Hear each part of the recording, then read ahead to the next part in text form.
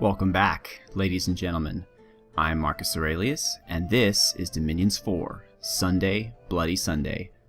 Now, if the screen reminds you of some kind of modern art installation, I don't blame you. There's a lot going on. I have done a lot of things between videos, and I'm moving a lot of folks around and doing a lot of stuff. But the first thing I want to do before I end the turn and move on is I want to introduce some new friends who I don't know if we introduced before. As you know, moving into the mid-game, I am going to focus a little bit more on magic and battle magic. So I have my Iron Priests ready to go. You've got Holmgar. You've got him. I'm so sorry. I'm going to call you Ed, but I believe it's Ed Edisij Mokni, which means the Great. So it's Ed the Great. And Ed, he's new. I haven't had a character named after him before, so thank you so much for participating. I really appreciate it.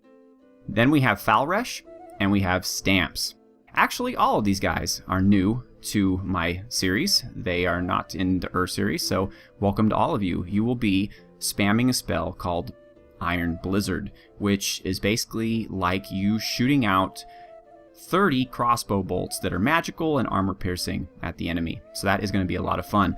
Especially Ed here, because he is an air random, so he'll be able to cast a spell I believe called Aim, which will mean that his bolts go even farther. Or not necessarily go farther, but you know, they'll fly more true. The next little bit of news that I want to share with you is that I'm finally, well, I guess I was always allowed to say something, but I finally decided to say that my video, the intro to my campaign, is up on Steam, representing Dominions 4, which is also up on Steam. So if any of you have not purchased the game, you have no more excuses. So go and purchase it now. It's on Steam. And I leafed through the Steam discussions a little bit, and of course there's the usual subsection of, but the game's not as pretty as Rome 2 Total War. Why would I pay $30? I'm glad I'm doing these videos, if for nothing else, to show people that sometimes really intricate gameplay and a lot of complexity and depth make a game better than just pretty flashy graphics. I'll tell you the truth, I love Total War games. I have played every Total War game since the original Medieval. Not Medieval 2, the original Medieval. And I have Rome 2, and I've played it, and I enjoy it. But I don't even know how to explain it. It's the difference between having a cheeseburger at McDonald's or grilling a cheeseburger at home with your own organic ground beef and you know, everything the way you like it. It's just such a difference in scope. And I hope that some of those Steam folks who are questioning whether or not they should spring for Dominions at the price point of $30 will find their way to my videos and be able to make a more informed decision on whether or not the game is right for them. In fact, I am going to ask you all for a favor. Well, not all of you, but maybe one or two of you. And that is, if you have an account on Steam, I mean, obviously I have an account on Steam, but I don't have a community account, I guess you'd say. If you have a community account and you're able to write things or, you know, post to the discussion forum, or you know, each game has its own board where people post images and videos and whatnot. If you could do me a favor and link to me. Now I prefer to the site, the main site on YouTube, but if you would prefer a particular playlist or a particular video, by all means go ahead. I'm glad that the video is on there. I think that's fantastic, but there's really no way for anybody who sees it to find me, to find my other videos, to continue the saga. So if you could perhaps do that for me, I would very much appreciate it. Yeah, thank you very much if you could. And what else? Well, I suppose that's it for now. As far as tactically, we're doing a few different things. And I'm moving some guys to defend my soon-to-be castles. I have I have Herzog Jan going up here to defend Helm's Deep, and over here in Winden, I have Undying Jay, who, because of the high unrest in this province, he is going to move to the front of the lines. Now, Undying Jay really, really wants to get involved in some fighting, but I am not going to let him do that just yet, because he's not wearing any armor and he would die quite quickly. And yes, it's my dominion, so he's immortal. He would come back here. But the point is, it's not about Undying Jay, it's about this province. It's about the castle that's quite expensive, that's being built up here, that needs to survive. And if the enemy were to conquer this province, all of that is for naught. So what I'm having Undying Jay do is I gifted him with the Skull Staff to boost his death, and he is going to be spamming a spell called Terror, which causes the enemy's morale to lower and causes them to flee. So that's hopefully going to protect this province from the encroaching army of Pangaea. I am not entirely sure what I'm going to do about this monstrosity here, but I suppose we will find out as time goes on. Now, the absolute worst case scenario, the thing that will be the hardest for me to deal with, would be if they, for some reason, inexplicably go south, beat King Midas to the area, and proceed to destroy King Midas's army. Even worse if King Midas goes with them. So I'm hoping that won't be the case. I'm hoping they'll choose one of my provinces in a fit of blind aggression. We shall see.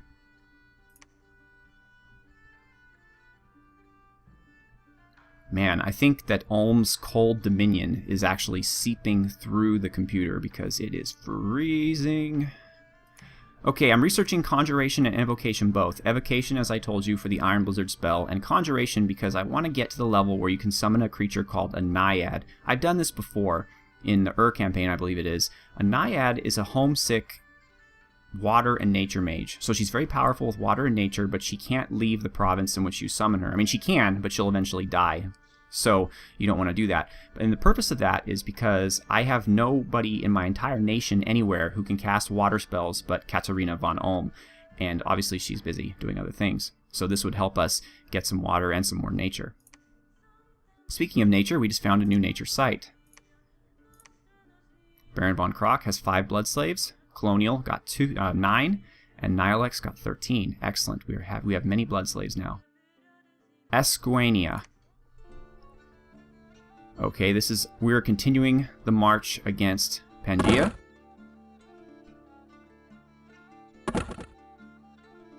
There's their 1 unit of heavy cav. Hey! Ah! And there goes him. There he goes. There she blows. Oh, look at you. The White Satyr. Now this is interesting because if you recall, there was the white... The woman version, Dryad, the white Dryads, but now there's a White Satyr, and he's a pretty beefy guy. He has awe, just like the Dryad. He's lucky, he recuperates, he's inspirational. But I do not believe he is flail-proof. Or crossbow-proof. Oh, now he's berserk. Well, this is something, isn't it? Come on. Somebody hit the guy. Seriously. We are the mighty armies of Ulm. There we go. Crying out loud. That awe, man. That awe is something else. Exobothia. Okay, good. Good. They attacked exactly where I wanted them to. So now my castle is safe. Hopefully it's built. And, King Midas also hopefully is successful and alive. I have some heavy cav. They have some heavy cav. Well, that'll be fun. Oh, our heavy cav wins. Well, yes. Yes, indeed they do. But it's not the heavy cav I'm too worried about. It's the minotaurs. Now, the cool thing about minotaurs is they don't have shields. And so my rangers should do quite a bit of damage to them. Push comes to shove. In fact, I'm wondering if, for the purposes of this game, if minotaurs are considered a large monster, because there is a particular order you can give your air archers that, in my case, crossbowmen rangers, that is fire at large enemy monsters, and that might be useful. Another thing I was thinking about is fire cavalry, depending on whether or not centaurs are considered cavalry. Okay, well, that was fun to watch. We took out 18 of their friends. Keepers of traditions. Interesting. Okay, Urfel. So this is King Midas. And his merry band of a little bit of everything. Although his ranger supply is not particularly high. I was asked to zoom in a bit more, and I will certainly try to do so. It's just, as you can see, the armies are so far apart that sometimes you lose kind of sight of what's going on when you zoom in too much. I also don't want to give anybody any motion sickness, so please let me know. Okay, are you just a pan? Yes, you are. It's a nice little skull you have there on your stick. And, of course, he's able to run away, because why not? Nice! Defense and income. Two things that I love very, very much. More units being healed. Okay, and yes, Helm's Deep is large and in charge and up, ladies and gentlemen. So that is very good for the armies of Katarina von Ulm. Okay, there's a lot going on here. So Katarina von Ulm now has 4 death, which means she should be able to forge the Bloodthorn. There she blows, the Bloodthorn. 20 blood slaves and increases blood magic by 1. Absolutely. We are going to give that to... Well, I was going to originally give it to Chaos Angel, but I'm not anymore. Chaos Angel is going to start blood hunting here. I changed my mind because I'm going to give the honor of staying at home and not getting involved in the battle, since so many of you seem to love that so much. I'm going to let a new vampire count who will soon be summoned named Yednocula handle that, because unlike the rest, he has no interest in battle. He would much rather stay at home, as he will. So Chaos Angel, you are going to further expand our laboratory and blood hunting facilities. And, oh, by the way, I also have Croaker. Croaker is he's a special character. He's a member of the 2nd tier, but it has been asked that he be a chronicler and researcher of Ulm, and so he's going to stick by Katarina and research. And I picked him specifically among the other fellows here because he's the youngest. They're all pretty old, and he is 45, so he has a good 5 years before he starts gaining affliction, so I thought that would be good. He will be an advisor and chronicler of Katarina. Looks like everywhere we have dark knowledge. Our knowledge of the dark has become substantially better, and it looks like Agartha has taken this province that we were hoping to get. So the number of independent provinces is becoming ever shorter, and I don't at this moment want a new war on top of the one that I currently have.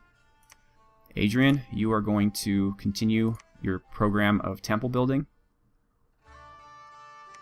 You fellows are going to hang out here. This is a pretty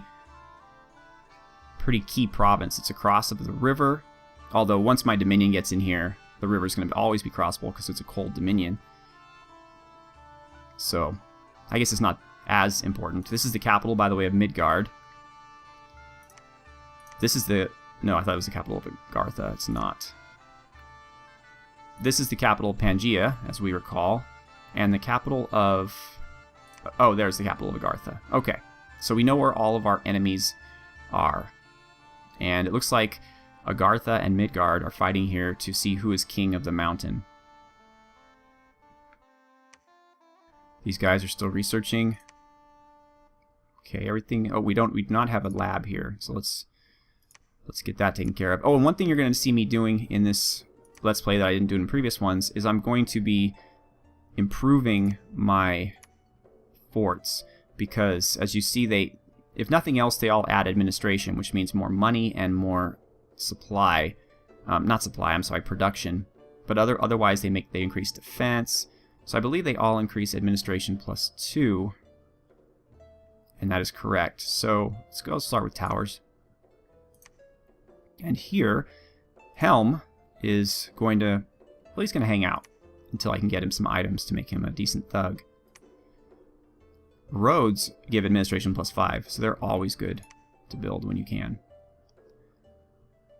Of course, this means I'm very low on money now because of all of the different mages I'm recruiting all over the place. By the way, someone told me that it's a bad idea, and I agree, to have your wolf herds leading the wolves in the patrol, because they should be generating more wolves. So I'm going to recruit, well,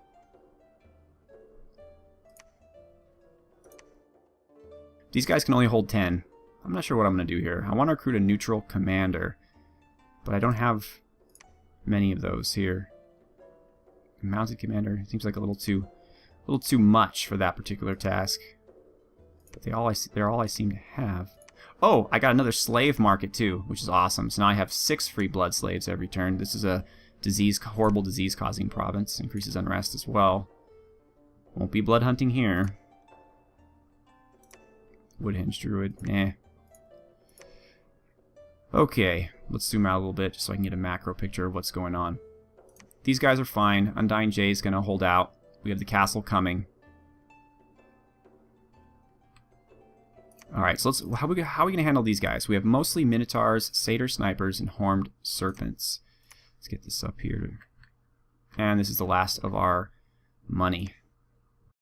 Luckily, I think we're building soldiers. Yeah, we're building soldiers and priests and everybody already on automatic. So, oh yes, Dimitrik, you are going to get an ethereal crossbow for right now. It kills anything it hits, if it's fortunate enough to hit it.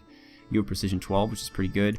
I don't want to send you out just yet, though. I'd like to give you some better armor, if I can. Let's see. Croaker, I know this really isn't your deal, but you have good magical paths. Let's see if there's...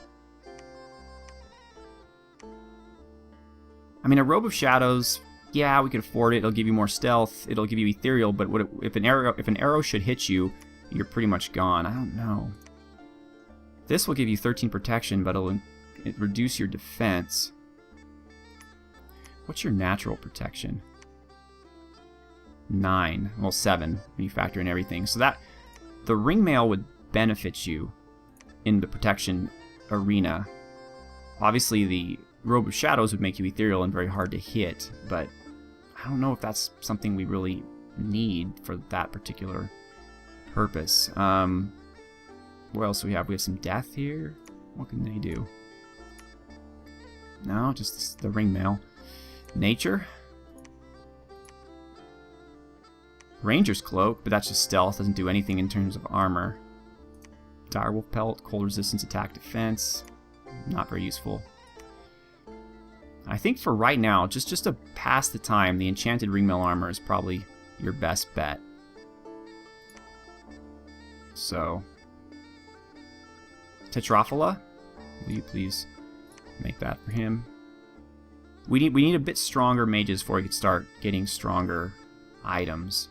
Right now, I mean, those of you who've been with me since the beginning, Katarina is Ulm. I mean, without her, this nation is screwed. She basically puts the pieces together for this nation in a way that Ursula did not for Date Masamune did not for Shinuyama, and the Ghost of Christmas Future, well, yeah, he kind of did for Lemuria because he was able to get their whole business started by summoning the first guy. Alright, so really not much for us to do besides research and keep our troops safe. We're almost, I believe it's level 6 where we want to be. Level 5.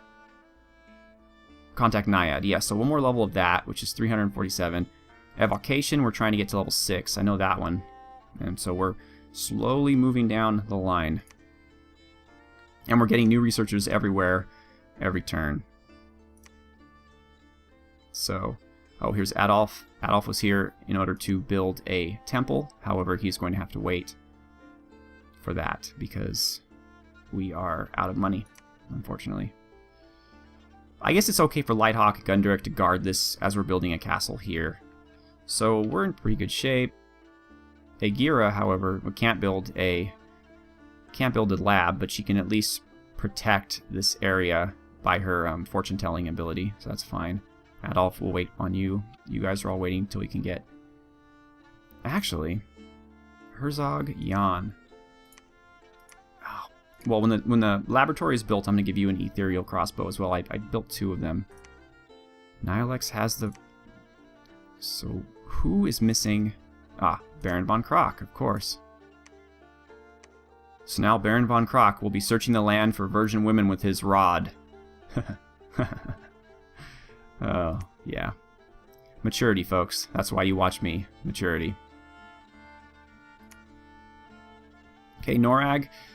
Why are you here? Any particular reason? Probably not. You know what? We could use you up here to patrol. Okay, you can go there and then there. That'll be a lot of fun. Okay. Meanwhile, Peter, we're gonna keep you doing that, unfortunately. We're recruiting fortune tellers. That's just fine.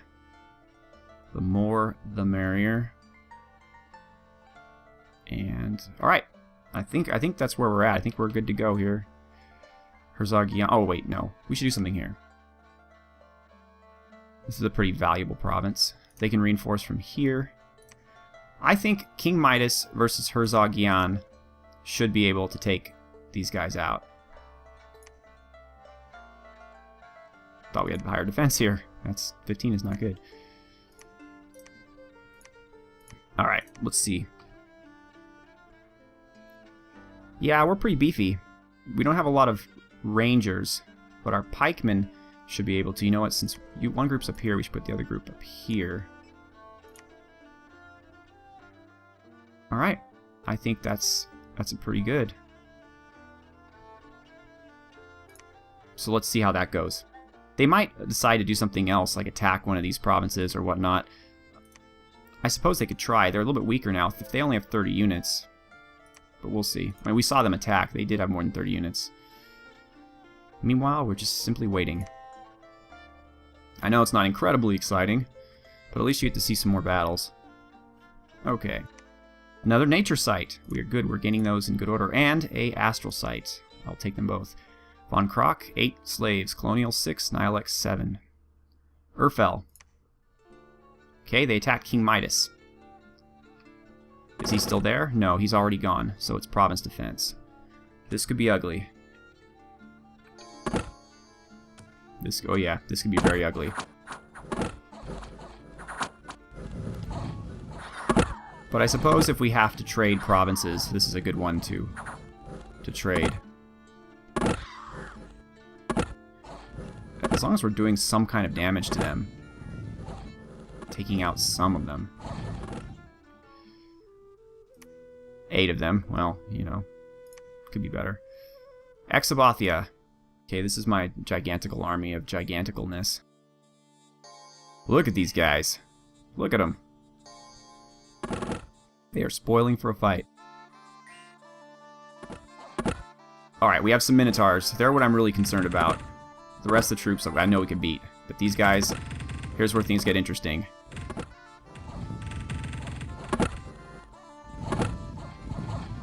Oh man, they're trampling through us, but the second line holds. So having 2 lines of guys right in a row help a lot with the minotaurs. And, beautiful. And somebody's casting a swarm. You're trying to stop us with insects. I don't think so, buddy. I don't think so one bit. So we lost 20 men. Wow. Mostly because of the trampling, I'm sure. Infantries, 1 ranger, 2 pikeneers. And we took out 29 of them, and more importantly, all of their minotaurs and all of their grove guards. So, the only ones that got away were the ranged troops. Elderhill, they are attacking us. This is the castle, but they're only fighting the province defense, and, okay, buddy. That's cool, man. He's their prophet, though. Didn't save him, though, in the end. Goodbye, prophet. Hergendorf. That sounds like a province we should own, doesn't it? Very Ulmish. Alright, so here's the problem with these guys. Vans. They are glamorous and holy. Or sacred.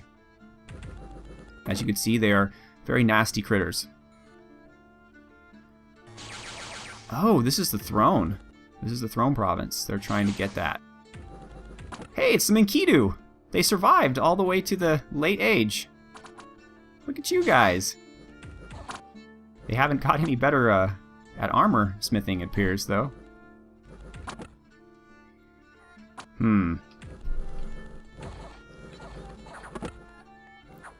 Are the vans running? Really? No. Independent armies are routed. Not sure what the vans are doing. But running is definitely not it. Okay, so they own this throne now. They lost 13 of their guys. Vans are brutal, brutal beasts. Scantrast. Where are you coming from? Must be hawks. Or not. Just some random fellows. But we're not exactly guarding this place with the cream of our crop. Oh, enough with the insects. He's a hero. He became heroic by casting insects. Good for you. And you are...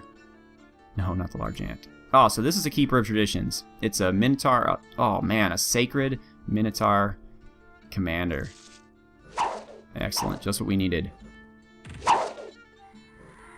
I think he's... In this situation, he can be fairly classed as a thug. I mean, I don't see my guys doing much. Well, maybe. Maybe. If his bless was... Okay. I like it.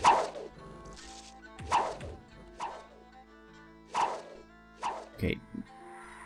He's casting Panic, though, which lowers the morale of my troops, and their morale's not exactly super high to begin with. Okay, enough of the shooting. Let's just attack him, please. Get him. Get him! He's fatigued! Yes! Okay.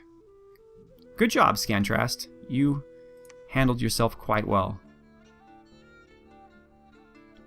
Okay, these are the boys I'm a little worried about here.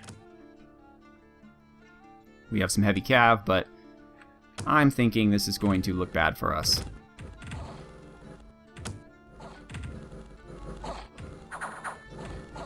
But we've held where we needed to hold.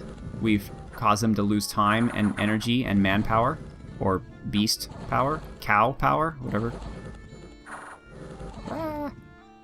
Oh, God. Look, they even wear face masks, those centaurs. That is some rough stuff.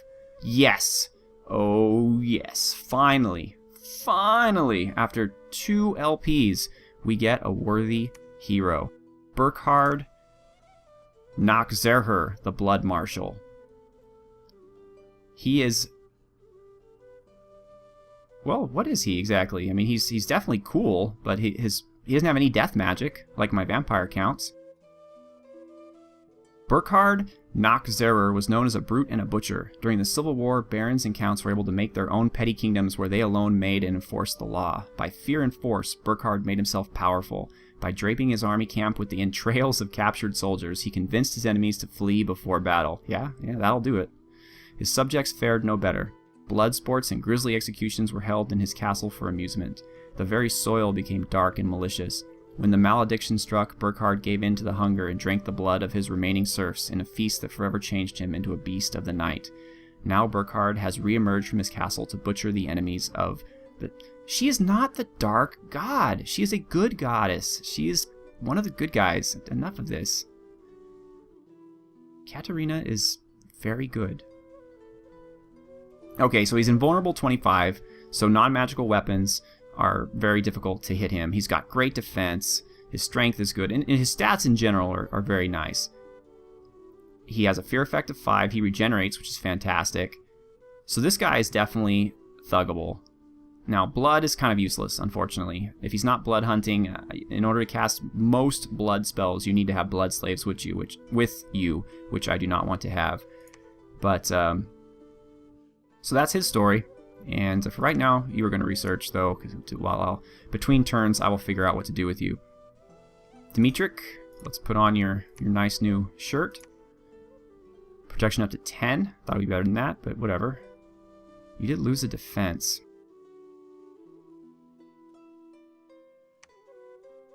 Armor plus shield, weapon.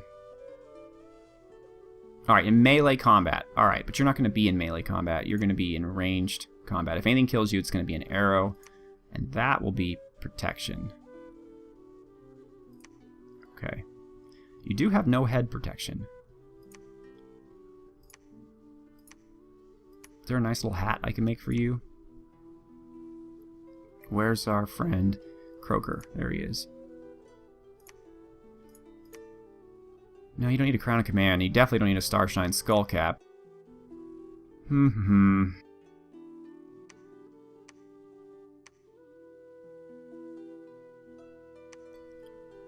one that causes Frighten, that would be cool, but how far does it go? 50? That's a bit bourgeois, though, for a Ranger Captain right now, especially when it's going to use all of our nature gems. We don't really have much of anything, really, but Astral. Oh, well. Alright, Katarina has forged that, so now someone, I nominate Nilex, is going to get... No, wait, no, I'm not going to nominate. Sorry. What am I talking about? Katarina is going to summon Yednocula, and Yednocula will then take over for her from being able to cast Sanguine Heritage. He will do that his own once he gets that, and he needs to get a Skull Staff. So, where's one of my deathy friends here? Jorah, is 1 death enough? No, it is not. I need someone with 2 death. Well, Undying Jay, you're just kind of hanging out for right now while you're patrolling, so you can't, however, there's no lab there, of course.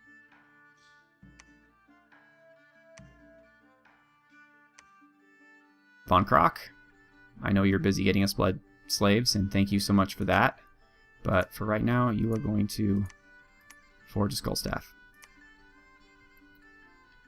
Okay.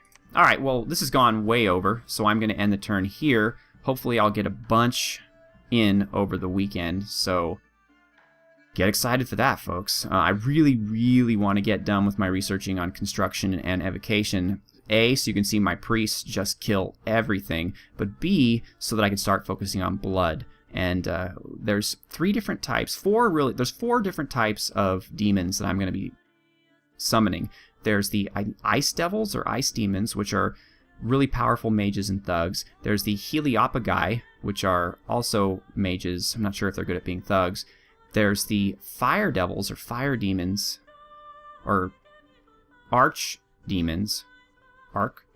And then there's finally the Demon Lords. So there's quite a few unique blood summons that have awesome magic paths, will help us very much with our diversity, give us a lot of fire, some air, water, and they're also just maniacs on the battlefield. So a lot to come. Thank you for watching.